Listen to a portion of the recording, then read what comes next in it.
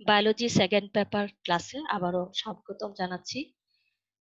আমরা সমন্বয় ও নিয়ন্ত্রণ এই অধ্যায় হতে গত 2 ক্লাস আমরা সংবেদী অঙ্গ নিয়ে আলোচনা করেছি। সেই ধারাবাহিকতায় আজকে আমি স্নায়ুতন্ত্র আর রিলেটেড পার্টস নিয়ে কথা বলবো। আমাদের দেহের বিভিন্ন অঙ্গ প্রত্যঙ্গ বা তন্ত্রগুলোর মধ্যে যে কাজের সমন্বয় ঘটে তাতে মুখ্য ভূমিকা রাখে স্নায়ুতন্ত্র, আর তার সাথে সংযুক্ত থাকে হরমোনাল তন্ত্র।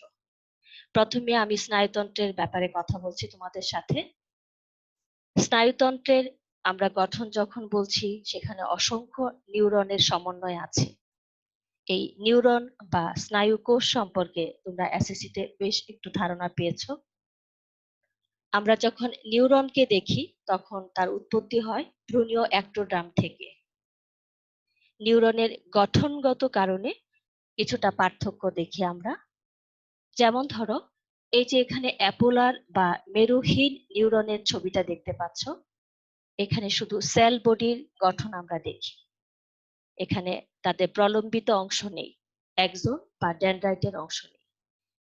ঠিক সেকেন্ড ছবিটা খেয়াল করো, ইউনিপোলার যাকে বলছি সেটা এক মেরু বিশিষ্ট। সেখানে সেল বডি থেকে একটা প্রলম্বিত অংশের সৃষ্টি হয়েছে। এই প্রলম্বিত অংশটাকে আমরা এক্সন বা ডেনড্রাইট হিসেবে আইডেন্টিফাই করতে পারি না। পরবর্তীতে তারা কাজ করে থাকে এক্সন বা ডেনড্রাইট হিসেবে। কিন্তু যখন আমরা বাইপোলার নিউরনের কথা বলছি তখন সেল বডি থেকে একদিকে একটা যদি এক্সনের সৃষ্টি হয়ে থাকে, অপর প্রান্তে ডেনড্রাইটের সৃষ্টি হয়েছে। সিউডো কথাটাতে যখন আমরা বলি সিউডো, তার মানে হচ্ছে ছদ্ম নিউরন। এই ছদ্মনাম দেওয়ার কারণটা হচ্ছে এখানে সেল বডি থেকে দেখো একটা পয়েন্ট থেকে দুইটা তাদের প্রলম্বিত অংশের সৃষ্টি হয়েছে, কাজে সুনির্দিষ্টভাবে এক্সন ডেনড্রাইটকে আইডেন্টিফাই করা যায় না। সবচেয়ে নিউরনের মধ্যে উন্নত যদি বলি তাহলে সেটা হচ্ছে মাল্টিপোলার নিউরন, আর এসএসসিতে তোমরা এটার ব্যাপারেই জেনে এসেছো। মাল্টিপোলার নিউরন আমাদের কেন্দ্রীয় স্নায়ুতন্ত্রের কথা যখন বলবো বা ব্রেইনের কথা যখন বলবো সেখানে মুখ্য ভূমিকা রাখে। এই মাল্টিপোলার নিউরনের ক্ষেত্রে আমরা তার একটা সুনির্দিষ্ট গঠন দেখে থাকি। এখানে সেল বডি থাকে, আর সেল বডির সাথে যে প্রলম্বিত অংশগুলো আছে সেখানে অসংখ্য ডেনড্রাইটস থাকে। আর এই ডেনড্রাইটসের সহায়তায় আমরা পরিবেশ থেকে উদ্দীপনা গ্রহণ করতে পারি। পরবর্তীতে এই উদ্দীপনায় কিন্তু নিউরনের ডেনড্রাইট অংশ থেকে নিচের প্রলম্বিত অংশে যাচ্ছে, আর নিচের এই প্রলম্বিত অংশটাকে এক্সন বলা হয়ে থাকে। আর এভাবেই একটা নিউরন থেকে আমরা দেখি এক্সনের মধ্য দিয়ে এই স্নায়ু উদ্দীপনা পরবর্তী নিউরনের দিকে যায়। এখন দেখো, আমাদের এই সেল বডির গঠনে বিভিন্ন কোষীয় অঙ্গাণু যেমন থাকে, ঠিক মিডিলে নিউক্লিয়াসের উপস্থিতি আছে। যদিও আমরা জানি নিউরন কখনোই বিভাজিত হয় না। আর এখানটাতে এক্সনের গঠন যখন আমরা দেখছি তখন সেখানে মায়োলিন শীথ আমাদের আছে। সমস্ত এক্সনের গঠনে আমাদের কিছু কোষের সমন্বয় আছে, সেগুলোকে আমরা সোয়ান কোষ বলি। আর কিছু কিছু জায়গাতে আমরা দেখি এই সোয়ান কোষ বা মায়োলিন শীথের যে আবরণ আমি দেখাচ্ছি সেখানটাতে সোয়ান কোষের ভেতরের দিকে আমাদের মায়োলিন শীথের আবরণটা থাকছে। কোথাও কোথাও মায়োলিন শীথের আবরণটা বিলুপ্ত দেখা যাচ্ছে বা অ্যাবসেন্ট দেখা যাচ্ছে, সেই জায়গাটাকে আমরা বলি নোড অফ রেনভিয়ার। আর প্রত্যেকটা এক্সনের প্রান্তীয় অংশ অসংখ্য শাখান্বিত। এই শাখান্বিত অংশগুলোকে কিন্তু আমরা টেলোডেনড্রিয়ন বলি। আর প্রত্যেকটা এক্সনের শাখান্বিত অংশের প্রান্তীয় অংশ তাকিয়ে দেখো, সেগুলো স্ফীত হয়ে আছে।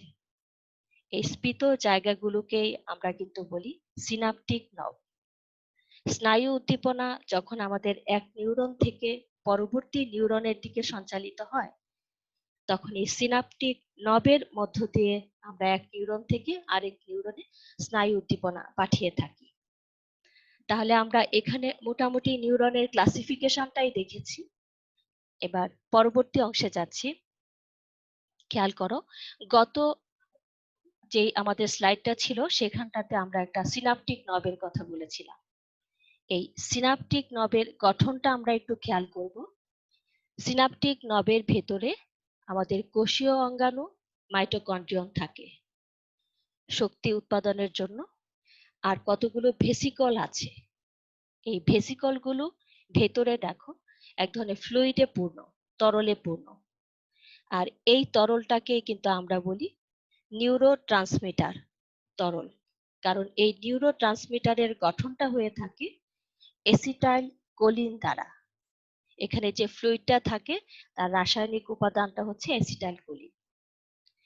স্নায়ু উদ্দীপনা যখন আমাদের পরিবাহিত হয়ে থাকে এক নিউরন থেকে অন্য নিউরনের দিকে, তোমরা নিশ্চয়ই জানো দুইটা নিউরনের মধ্যে কখনোই তাদের প্রোটোপ্লাজমিক সংযোগ থাকে না।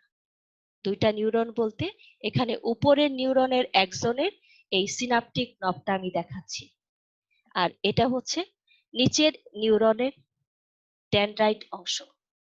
মধ্যবর্তী এই জায়গাটুকু কিন্তু ফাঁকা থাকে, যে কারণে এই ফাঁকা জায়গাটাকে এখানে সিনাপটিক গ্যাপ লেখা আছে।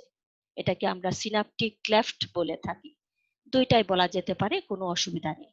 সেটা হচ্ছে এই ফাঁকা জায়গার এখানটাতে সিনাপস আছে বলে এই ফাঁকা জায়গাটার নাম হচ্ছে সিনাপটিক ক্লেফট। তাহলে সিনাপসের গঠন তো আমরা দেখেছি, এখন আমরা দেখব একটা নিউরন থেকে স্নায়ু উদ্দীপনা আমাদের পরবর্তী নিউরনে কিভাবে সঞ্চালিত হয়ে থাকে। এই ছবিটা তোমরা একটু খেয়াল করো। আমরা যদি এটা একটা নিউরন ধরে নেই, তাহলে এই নিউরনের এই অংশটাকে আমরা সিনাপটিক নব বলছি, তার উপরের অংশটাকে আমরা অ্যাক্সন বলছি। যেহেতু এটা আমার প্রথম নিউরন আর এটাকে আমি দ্বিতীয় নিউরন ধরছি, তাহলে প্রথম নিউরনটাকে আমি আইডেন্টিফাই করব প্রিসিনাপটিক নিউরন হিসেবে। তাহলে প্রিসিনাপটিকের ক্ষেত্রে এই যে আমার নবের অংশটা আছে প্রথম নিউরনের, এটাকে আমি বলবো প্রিসিনাপটিক নব। আর পিছনের যে নিউরনের এই অংশটা আছে এটা অবশ্যই হবে পোস্ট সিনাপটিক নব। আর এখানে শুধু মেমব্রেনটা আঁকা আছে বলেই মেমব্রেন লেখা আছে। তাহলে আমরা এখন দেখব একটা নিউরন থেকে আমাদের স্নায়ু উদ্দীপনা কিভাবে পরবর্তী নিউরনে সঞ্চালিত হয়ে থাকে। আমি আগেই বলেছি পরিবেশ থেকে যখন আমরা স্নায়ু উদ্দীপনা গ্রহণ করি সেটা নিউরনের ডেনড্রাইট অংশ দিয়ে, পরবর্তীতে ডেনড্রাইট থেকে সেটা অ্যাক্সনে এসেছে।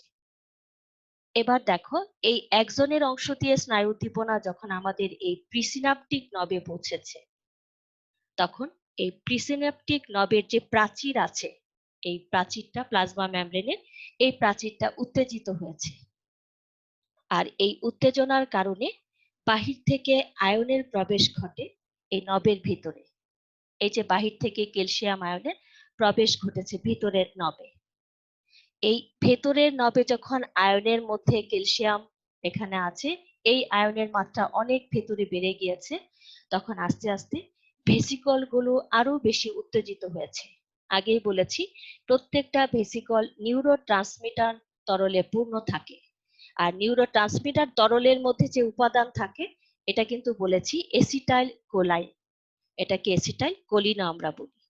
তাহলে এই ফ্লুইডে পূর্ণ ভেসিকল গুলো যখন উত্তেজিত হচ্ছে তখন সেটা উত্তেজিত হয়ে আস্তে আস্তে এই প্রাচীরের কাছে এসে পৌঁছে গিয়েছে। এবার প্রাচীরের সাথে ভেসিকল গুলো যখন সংযুক্ত হয়েছে তখন উত্তেজনা এই ভেতরের দিকে অনেক বেশি, আর সে কারণে ভেসিকলের যে ফ্লুইড অংশটুকু আছে সেটার মধ্য দিয়ে স্নায়ু উদ্দীপনা এই প্রাচীর ভেদ করে এই ফাঁকা জায়গায় এসেছে, যেটাকে আমরা সিনাপটিক ক্লেফট বলেছি। আর এই শূন্য ভেসিকল গুলো আবার কিন্তু উপরে চলে গিয়েছে, শুধুমাত্র এই ফ্লুইডটা বাহিরে বের করে দেওয়ার জন্য উত্তেজনা এখানে চলে এসেছে।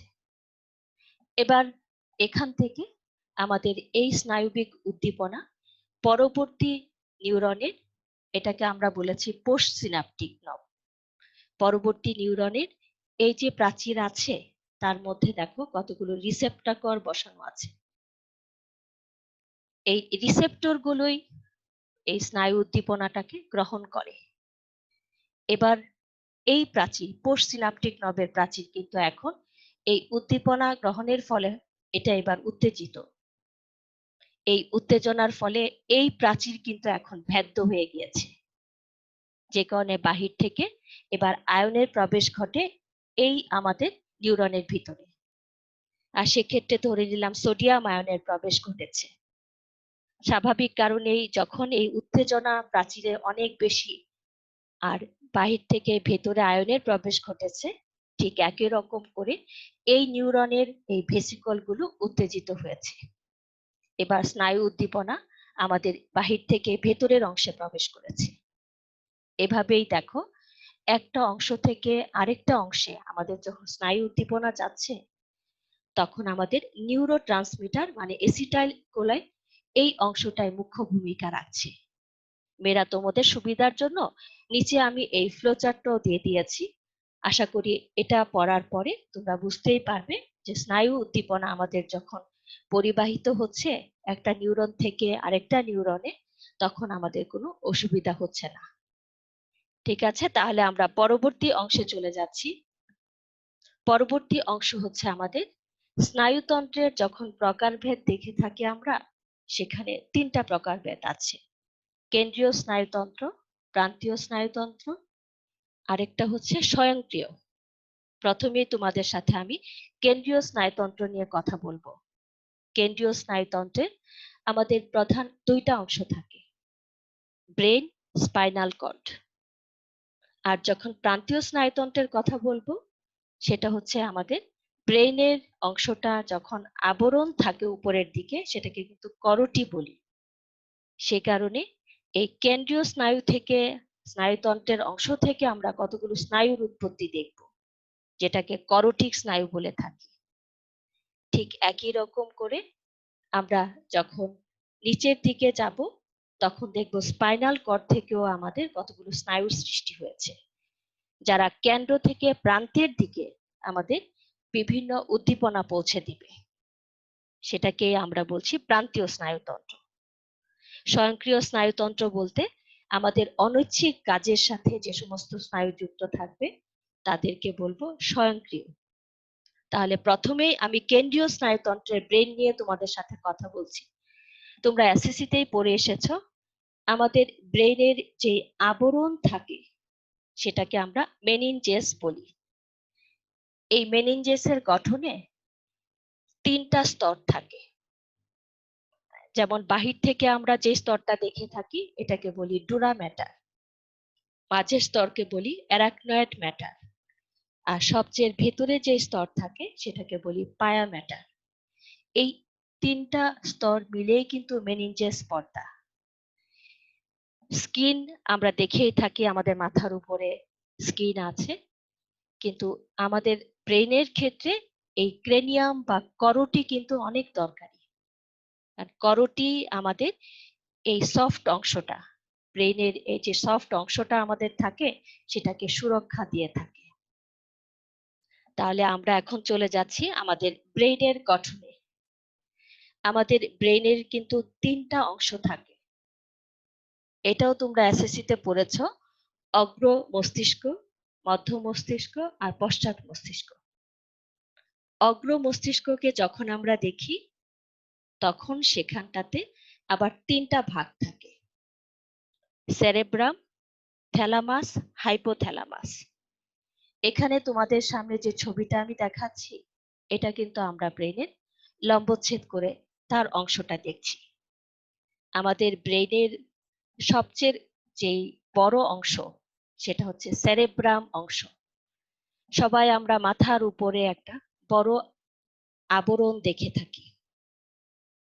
যখন আমরা লম্বচ্ছেদ করি, তখন দেখা যায় সেরেব্রাম অংশের দুইটা পার্ট সংযুক্ত আছে স্নায়ুতন্তু দ্বারা।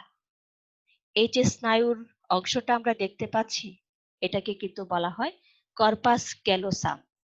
এখানে স্নায়ু গুচ্ছ, এই কর্পাস ক্যালোসাম অংশটা দুই দিকের সেরেব্রাম হেমিস্ফিয়ার অংশকে যুক্ত করেছে। কথাটা হচ্ছে সেরেব্রামের দুইটা পার্ট, একটাকে আমরা বলি ডান সেরেব্রাল হেমিস্ফিয়ার, আরেকটাকে বলি বাম সেরেব্রাল হেমিস্ফিয়ার। এই দুইটা পার্ট সংযুক্ত আছে যে স্নায়ু রজ্জু দ্বারা বা স্নায়ু তন্তু দ্বারা, সেটাকে আমরা বলি কর্পাস ক্যালোসাম। এই সেরেব্রাল অংশ যেটা আমাদের আছে এটা কিন্তু কুণ্ডলীকৃত, তোমরা দেখতেই পাচ্ছ ছবিটাতে। এই কুণ্ডলীকৃত অংশটাই আমাদের ব্রেইনের উপরের জায়গাটাকে মোটামুটি 4টা লোবে বিভক্ত করে রেখেছে। আর এই 4টা লোব তোমরা একটু দেখবে বই থেকে। ফ্রন্টাল লোব বলা হয় কপালের দিকের অংশটুকুকে, তারপর প্যারাইটাল বলি একদম মাথার উপরের অংশটাকে, টেম্পোরাল লোব যখন বলি সেটা কানের দিকে ব্রেনের যে অংশটা নেমে এসেছে সেই অংশটাকে, আর অক্সিপিটাল যখন বলি সেটা স্পাইনাল কর্ডের দিকে যে অংশটা নেমে এসেছে। তাহলে এই যে 4টা লোবের কথা আমি বলেছি, এই সেরেব্রাম অংশটাই কিন্তু আমাদের ব্রেনের 4টা লোবের সৃষ্টি করেছে। সেরেব্রামের গঠন যখন আমরা দেখি তখন সেখানটাতে অনেকগুলো ভাঁজের অংশ থাকার জন্যই কিন্তু কুণ্ডলীকৃত কথাটা বলি। সেরেব্রামের উপরের দিকটাতে আমাদের যেই অংশটুকু আছে সেটাকে আমরা গ্রে ম্যাটার দ্বারা গঠিত বলে থাকি, আর নিচের দিকের অংশটা হোয়াইট ম্যাটার দ্বারা গঠিত। তার কথাটা হচ্ছে এই উপরের অংশটা হচ্ছে আমাদের গ্রে ম্যাটার আর ভেতরের অংশটা হোয়াইট ম্যাটার দ্বারা গঠিত। সেরেব্রাম আমাদের যে কাজে সহায়তা করে থাকে সেটা হচ্ছে আমাদের সমস্ত ঐচ্ছিক পেশির নিয়ন্ত্রণ। ব্রেনের প্রত্যেকটা অংশই মেয়েরা পড়ার সময় কাজের দিকে একটু খেয়াল করে পড়বে। আমরা এবার দ্বিতীয় অংশ আসছি অগ্র মস্তিষ্কের ক্ষেত্রে। দ্বিতীয় অংশটাকে আমরা বলি থ্যালামাস অংশ। থ্যালামাস কিন্তু 2টা খণ্ড থ্যালামাই দিয়ে যুক্ত থাকে। আমরা যেহেতু একটা পোর্শন দেখছি এটা লম্বচ্ছেদ করে, এই যে থ্যালামাসের অংশটা আছে এই থ্যালামাসের অংশটা কিছুটা ডিম্বা আকৃতির দেখা যায়। এই অংশটা আমাদের কিন্তু রিলে স্টেশন হিসেবে কাজ করে থাকে। রিলে স্টেশন কথাটার মানে হচ্ছে আমাদের সেরেব্রাম থেকে যখন অঙ্গের দিকে উদ্দীপনা পাঠিয়ে থাকি তখন সেরেব্রাম, থ্যালামাস, তারপর হাইপোথ্যালামাস, তারপর নিচের দিক হয়ে আমাদের অঙ্গে পৌঁছে যায়। ঠিক একই রকম যখন আমরা কোনো অঙ্গ থেকে উদ্দীপনা ব্রেনে পাঠিয়ে থাকি তখন সেটা কিন্তু এই নিচের অংশ থেকে হাইপোথ্যালামাস হয়ে থ্যালামাস হয়ে তারপর সেরেব্রামের কাছে পৌঁছে যায়। এই কারণে থ্যালামাস আমাদের সমন্বয়কারী হিসেবে কাজ করে, যাকে আমরা রিলে স্টেশন বলে থাকি। এবার আমরা তৃতীয় অংশটায় যাচ্ছি, যাকে বলা হচ্ছে হাইপোথ্যালামাস। হাইপোথ্যালামাসের বিশেষ বৈশিষ্ট্য হচ্ছে হাইপোথ্যালামাসের সাথে আমাদের পিটুইটারি গ্রন্থি যুক্ত আছে। সে কারণে বোঝাই যাচ্ছে পিটুইটারি গ্রন্থি থেকে আমাদের যে হরমোনাল ক্ষরণ হয়ে থাকে সেটা নিয়ন্ত্রণ করে থাকে হাইপোথ্যালামাস। আমাদের যত স্বয়ংক্রিয় স্নায়ুতন্ত্রের কাজ আমরা দেখি, স্বয়ংক্রিয় বলতে নিজে নিজে যে কাজগুলো আমরা করে থাকি সেই কাজগুলোকে সমন্বয় করতে হাইপোথ্যালামাসের গুরুত্বপূর্ণ ভূমিকা আছে। তাহলে আমরা এবার মধ্য মস্তিষ্কের দিকে যাচ্ছি। মধ্য মস্তিষ্কের অবস্থান হচ্ছে অগ্র মস্তিষ্ক আর পশ্চাৎ মস্তিষ্কের মাঝখানে। মধ্য মস্তিষ্ককে আসলে খুব একটা ভালো করে আমরা দেখতে পাই না, যেহেতু লম্বচ্ছেদ করেছি তাহলে খেয়াল করবে সাইডের অংশগুলোতে আমরা মধ্য মস্তিষ্ককে আইডেন্টিফাই করে থাকি। এই যে উপরের দিকে সেরেব্রাম, থ্যালামাস, হাইপোথ্যালামাস কথাটুকু বলেছি, নিচের দিকেও যে অংশগুলো আছে একটু পরে আসছি। এখানে শুধু মিড ব্রেন জায়গাটা খেয়াল করে দেখো, এই জায়গাটাকে আমরা মধ্য মস্তিষ্ক হিসেবে আইডেন্টিফাই করেছি। 2 সাইডে আমাদের মধ্য মস্তিষ্কের অংশের বিস্তার আছে। মধ্য মস্তিষ্কের কিন্তু 3টা পার্ট আছে আমাদের, যেমন সেরেব্রাল প্যাডাঙ্কল, দ্বিতীয় অংশটা হচ্ছে কর্পোরা কোয়াড্রিজেমিনা, আর তৃতীয় অংশটাকে আমরা সেরেব্রাল অ্যাকুইডাক্ট বলি। সেরেব্রাল অ্যাকুইডাক্ট আমাদের একমাত্র তরলে পূর্ণ অংশ। ব্রেইনের যতগুলো অংশের কথা মিস বলবো তার মধ্যে সেরেব্রাল অ্যাকুইডাক্ট তরলে পূর্ণ থাকে। তাহলে মধ্য মস্তিষ্কের যে 3টা অংশের নাম বলেছি সেটা আলাদাভাবে আমরা খুব আইডেন্টিফাই করতে পারি না, শুধু ধরে নেই অগ্র আর পশ্চাতের মাঝখানেই তাদের বিস্তার আছে। মধ্য মস্তিষ্কের কাজটাতে আমি বারবারই বলেছি অগ্র আর পশ্চাতের কাজে সমন্বয় করাই হচ্ছে মেইন তার উদ্দেশ্য। সে কারণে এটাকেও আমরা রিলে স্টেশন বলে থাকি। এবার ব্রেনের তৃতীয় অংশে আমি আসছি। তৃতীয় অংশ বলতে পশ্চাৎ মস্তিষ্ক। পশ্চাৎ মস্তিষ্কের তিনটা অংশ আছে। এই যে কুণ্ডলীকৃত অংশটা আমরা দেখতে পাই, এটা অনেকটাই পাতার মতো গঠন। এটাকে কিন্তু আমরা সেরেবেলাম বলে থাকি। খেয়াল করবে, আমি আগে সেরেব্রাম বলেছি আর এখন সেরেবেলামের কথা বলছি। সেরেবেলামও তাই, দুই পাশে দুইটা সেরেবেলাম মাঝখানে সংযুক্ত থাকে সেই স্নায়ু দ্বারা, যাকে আমরা ভার্মিস বলে থাকি। সেরেব্রামের এই কুণ্ডলীকৃত অংশটাই কিন্তু আমাদের দেহের ভারসাম্য রক্ষায় ভূমিকা রাখে। আমাদের যে ঐচ্ছিক চলাফেরা আমরা করতে পারি সেটার নিয়ন্ত্রণে সেরেবেলামের ভূমিকা অনেক গুরুত্বপূর্ণ। ঠিক এটার পাশেই দেখো, এই বিপরীতে আমরা একটা স্ফীত জায়গা দেখতে পাই। পন্সের এই অংশটুকু আমাদের রিলে স্টেশন হিসেবে কাজ করে থাকে। আমি কিন্তু আবার রিলে স্টেশন কথাটা বলছি, কারণ পশ্চাতের যে তিনটা পার্ট আছে, সেরেবেলাম, পন্স, মেডুলা অফ লঙ্গাটা, এই তিনটা অংশের মধ্যে সমন্বয়ের জন্য মাঝের এই অংশটুকু দায়ী। এই কারণেই তাকে আবারও রিলে স্টেশন বলা হচ্ছে। তৃতীয় অংশটা ব্রেনের আমাদের কিন্তু পেছনের দিকে স্পাইনাল কর্ডের সাথে যুক্ত। এটা হচ্ছে মেডুলা অফ লঙ্গাটা।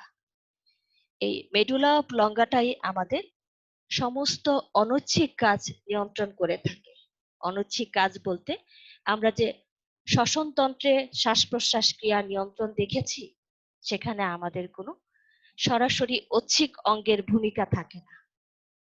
সেখানে লাংস কাজটাকে নিয়ন্ত্রণ করে আর লাংসকে পরিচালিত করে থাকে মেডুলা অফ লঙ্গাটা। ঠিক একই রকম করে আমাদের হৃৎপিণ্ডের সঞ্চালন, পৌষ্টিক নালীর যে সংকুচন প্রসারণ, সেটাকে আমরা পেরিস্টালসিস বলি, রক্তনালীর সংকুচন প্রসারণ, সমস্ত কাজগুলো নিয়ন্ত্রিত হয়ে থাকে মেডুলা অফ লঙ্গাটা থেকে। তাহলে মেয়েরা, আমরা কিন্তু ব্রেইনের যেই অংশগুলো দেখেছি সেটা তিনটা ভাগে আমরা প্রথম দেখিয়েছি, অগ্র, মধ্য, পশ্চাৎ, আর প্রত্যেকটা অংশের মধ্যে তিনটা করে আবার আমরা পার্ট দেখেছি। আর একটা কথা মিস বলেছি, এই যে সেরেব্রাল অ্যাকুইডাক্ট অংশটুকু, সেটাই আমাদের তরলে পূর্ণ থাকে। এবার আমরা দেখি ব্রেইনের সমস্ত গঠনটায় আমরা কিন্তু কিছু সলিড অংশই দেখেছি, কিন্তু আমাদের এই সলিড অংশগুলোর মাঝখানে মাঝখানে ফাঁকা তরলে পূর্ণ অংশ আছে। এই যে উপরের দিকে দেখো, দুইটা ফাঁকা জায়গা দেখা যাচ্ছে, ভেন্ট্রিকল আমরা বলে থাকি ফাঁকা জায়গাগুলোতে। এই দুইটা ফাঁকা জায়গাকে আমরা কিন্তু প্রথম ভেন্ট্রিকল আর দ্বিতীয় ভেন্ট্রিকল বলেছি। এই দুটোর অবস্থান তোমরা খেয়াল করে দেখো সেরেব্রাম অংশে। আর এখানে যে ফ্লুইডটা থাকে সেটাকে কিন্তু আমরা বলি সেরিব্রোস্পাইনাল ফ্লুইড। তার কারণ হচ্ছে ব্রেইনে আমাদের যে ফ্লুইডটা থাকে আর স্পাইনাল কর্ডে যে ফ্লুইডটা থাকে সেটা একই প্রকৃতির। এবার একটু আমরা নিচের দিকে আসি। ইন্টারভেন্ট্রিকুলার ফোরামেন লেখা আছে, সেটা হচ্ছে এই দুইটা ভেন্ট্রিকল ছিদ্রযুক্ত। আর এই দুইটা ভেন্ট্রিকলের সাথেই দেখো এবার তৃতীয় ভেন্ট্রিকলের অবস্থান আমরা দেখছি। এই তৃতীয় ভেন্ট্রিকল আমাদের হাইপোথ্যালামাস অংশে অবস্থিত। তাহলে এবার আরেকটু নিচে চলে আসি। তৃতীয় ভেন্ট্রিকলের পরে প্রথমে আমি কিন্তু চলে যাচ্ছি চতুর্থ ভেন্ট্রিকলের অবস্থানে। এবার খেয়াল করব, তৃতীয় ভেন্ট্রিকল আর চতুর্থ ভেন্ট্রিকল মাঝখানে, তৃতীয় আর চতুর্থর মাঝখানে একটা নালীময় অংশ আছে। এই অংশটার নামেই কিন্তু মধ্য মস্তিষ্কে মিস বলেছি, সেটার নামটা ছিল সেরেব্রাল অ্যাকুইডাক্ট। এই সেরেব্রাল অ্যাকুইডাক্ট তরলে পূর্ণ থাকে। আর আমাদের ব্রেইনের এই যে চারটা ভেন্ট্রিকল আমি দেখিয়েছি, প্রত্যেকটা ভেন্ট্রিকল আমাদের কিন্তু তরলে পূর্ণ থাকে। সে কারণে বাহির থেকে যখন আমাদের ব্রেইনে আঘাত আসে তখন এই ফ্লুইড গুলোর মধ্য দিয়ে সেগুলো চারিদিকে ছড়িয়ে যায়, সাধারণত আমাদের কোনো ক্ষতি হয় না। তাহলে মেয়েরা, ব্রেইনের আমরা মোটামুটি গঠনের মধ্যে তার যে ভিন্নতাগুলো আছে সেগুলো দেখে নিয়েছি। তোমরা অবশ্যই ব্রেইনের গঠন, কাজ এগুলো গুরুত্ব দিয়ে পড়বে। তাহলে কেন্দ্রীয় স্নায়ুতন্ত্রের ব্রেইনের কথাটা তোমাদের বলেছি। এবার দেখো প্রান্তীয় স্নায়ুতন্ত্রের যখন কথাটা বলি, সেটা আমি একটু আগেই বলেছিলাম যে করোটিক স্নায়ু, ব্রেন থেকে আমাদের যে স্নায়ুগুলো উৎপন্ন হয় দেহের বিভিন্ন অঙ্গের সাথে যুক্ত হয়ে বিভিন্ন কাজের সহায়তা করে থাকে। এভাবে আমাদের 12 জোড়া করোটিক স্নায়ু আছে। তোমাদের সংবেদী অঙ্গ আমি কিন্তু চোখ পড়িয়েছি আর কান পড়িয়েছি। সেখানটাতে চোখের ক্ষেত্রে তোমরা অপটিক দেখেছিলে, আর কানের অংশ যখন পড়িয়েছি তখন কিন্তু অডিটরির কথা আমি বলেছি। আমাদের এই যে করোটিক স্নায়ুগুলো আছে 12 জোড়ার মধ্যে আমাদের প্রথম করোটিক স্নায়ু হচ্ছে অলফ্যাক্টরি, তারপর optic, oculomotor, trochlear, trigeminal, abducens, facial. এখানে ভেস্টিবুলো কক্লিয়ার যেটা লেখা আছে সেটাই কিন্তু অডিটরি। তারপর আমরা হাইপোগ্লোসাল, তারপর ভ্যাগাস, এভাবে একে একে আমরা যখন চলে যাচ্ছি তখন আমাদের সবচেয়ে শেষের দিকে আমরা স্পাইনাল অ্যাক্সেসরিও দেখে থাকবো। এই যে অ্যাক্সেসরি সেটাকে আমরা স্পাইনাল অ্যাক্সেসরি বলেছি। তোমরা যে কাজটা করবে সেটা হচ্ছে আমাদের এই পুরো করোটিক স্নায়ুটা একটা ছকের মধ্য দিয়ে তাদের উৎপত্তি, কাজ আর স্নায়ুগুলোর প্রকৃতি দেওয়া আছে, সেটা একটু পড়াশোনা করবে। আমি আশা করি তাহলে আগামী ক্লাসে তোমাদের সাথে যখন আমি কথা বলবো তখন তোমাদের বুঝাতে একটু সুবিধা হবে। তাহলে মেয়েরা আজকে আমি এখানেই শেষ করছি। আগামী ক্লাসে আমরা ঠিক করোটিক স্নায়ু থেকে আবার শুরু করব। সবাই ভালো থাকবে, সুস্থ থাকবে। সবাইকে অসংখ্য ধন্যবাদ।